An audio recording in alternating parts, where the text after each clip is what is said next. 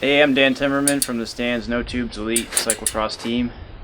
I'm gonna mount up a Kenda Kwicker tire on a Stan's NoTubes Grail wheel.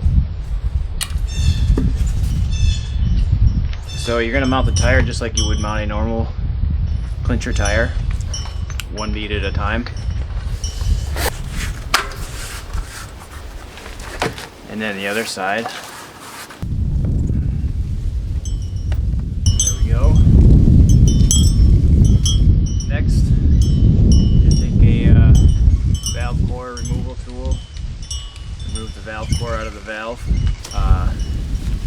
What this is going to do is give you a way to put the sealant into the tire, but also give you a way to mount the bead of the tire onto the rim. Get a little bit more air going into the tire at the time, and then once you get the bead mounted, you can install the valve core again, put the sealant in, install the valve core again, and then mount your tire or blow it up again. Take your stand sealant with the valve core at the bottom. I like to do it a little bit off to the side a little bit here so that when the sealant goes in, it's going to kind of pool up down here and it's not going to try to block up the valve or come back out. And you just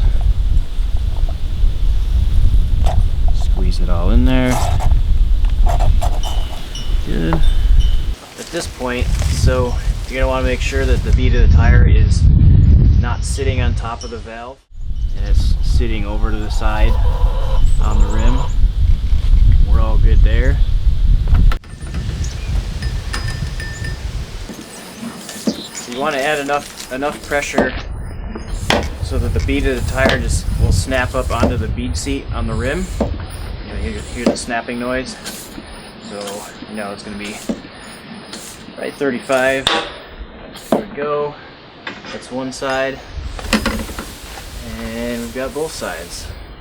So the bead of the tire is up on the rim. When I take the pump off, all the air is going to come back out because I got the valve core out, but the bead of the tire should stay up on the rim. So we've got sealant, got the bead of the tire up on the rim. Air out. We're all good. Now we just need to reinstall our valve core.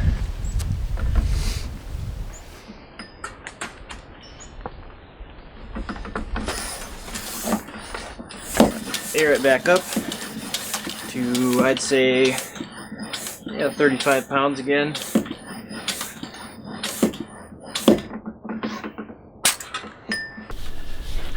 Alright, so it's on. We've got our sealant in, valve core in. Now, since we want to get the sealant all covering all of the gaps and everything in there, I like to take it and shake the sealant around inside of the tire all the way around so that it kind of splashes around up on the bead, sealing up all the gaps. Kind of take it like this so that the sealant's going to pool down here. Just roll it around like that on both sides.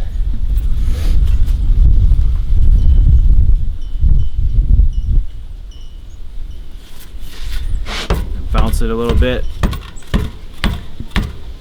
Probably a little bit of overkill, but you want to get the sealant all splashed around there, filling all the gaps. We're good. That's it.